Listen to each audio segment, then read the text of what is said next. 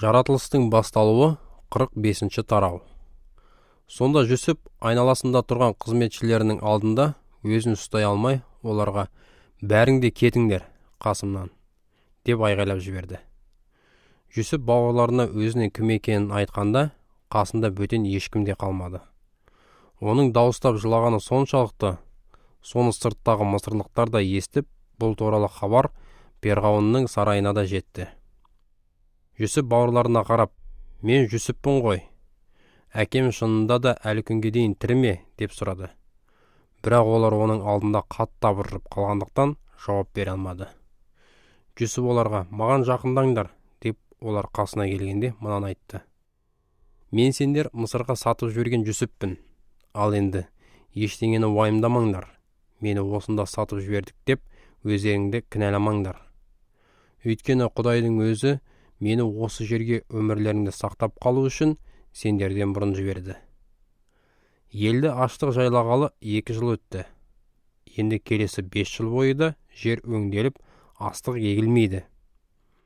Ұрпақтарыңның жер бетіндегі өмірін жалғастыру үшін, сендерді ұлы іспен құтқарып, аман-есен қалдыру үшін Құдай мені мұнда өздеріңнен бұрын жіберді. Осылайша сендер емес, Құдай мені бұл жерге жіберді. Ол мені Перғауынға әке іспетті бас кеңесші қылып тағайындап, сарайына қожайын, бүкіл Мысыр еліне билеуші етіп қойды. Енді сендер тезірек әкеме жетіп, оған мына сөздерімді жеткізіңдер. Ұлыңыз Жүсіп сізге былай деп сәлем жолдайды. Құдай мені бүкіл Мысыр елінің әміршісі етіп қойды. Көп кешікпей көшіп келіп, Көшен аймағына қоныстаныңыз. Сонда балаларыңыз, немерелеріңіз, әлі ұсақты малдарыңыз, және бар дүние мүлкіңізбен бірге менің қасымда тұрыңыз. Сізге сол жерде қарайласпақпын. Өйткені аштық әлі де 5 жылға созылады. Егер олай етпесеңіз, өзіңіз, үй ішіңіз және барлық адамдарыңыз жоқшылыққа ұшырайсыздар. Міне өздерің де, інім Бұнямин де өз көздеріңмен көріп тұрсыңдар. Сендермен сөйлесіп тұрған мен Жүсіппін. Әкеме мені мұнда қалай қадірлейтіні және өздерің көріп білген басқа нәрселер туралы да айтып беріңдер. Тезірек барып, әкемді осында жеткізіңдер деді де, бірге туған інісі Бұняминді мойнынан құшақтап, егіле жылады. Ол да құшақтап жылай берді. Жүсіп барлық ағаларының да беттерінен сүйіп, құшақтап жылады. Бұдан кейін ағалары онымен сөйлесе бастады. Жүсіптің бауырлары келіпті деген хабар сарайға жеткенде, Перғауын мен оның нөкерлері бұған қуанып қалды. Патша Жүсіпке, сен бауырларыңа мынаны айт. Есектеріңе астық артып алып, Қанақан еліне тартыңдар.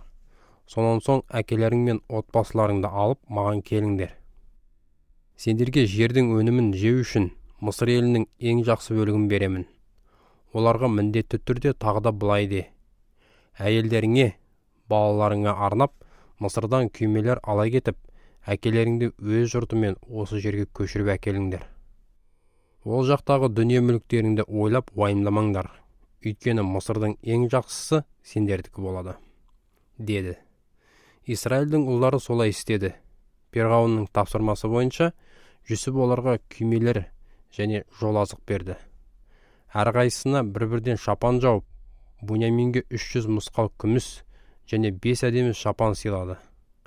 Ал әкесіне арнап 10 есекке артып, Мысырдың ең жақсы заттарын тағы 10 ұрғашы есекке тиеп, астық, нан, жол азық жіберді.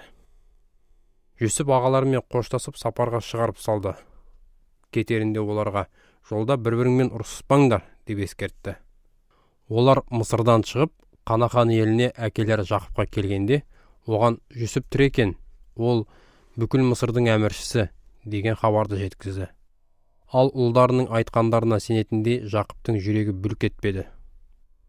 Олардан Жүсіптің сөздерінің бәрін естіп, оның жіберген күймелерін көргеннен кейін ғана Жақып Исраил рухтанып, көзім жетті, ұлым Жүсіп әлі тірі екен.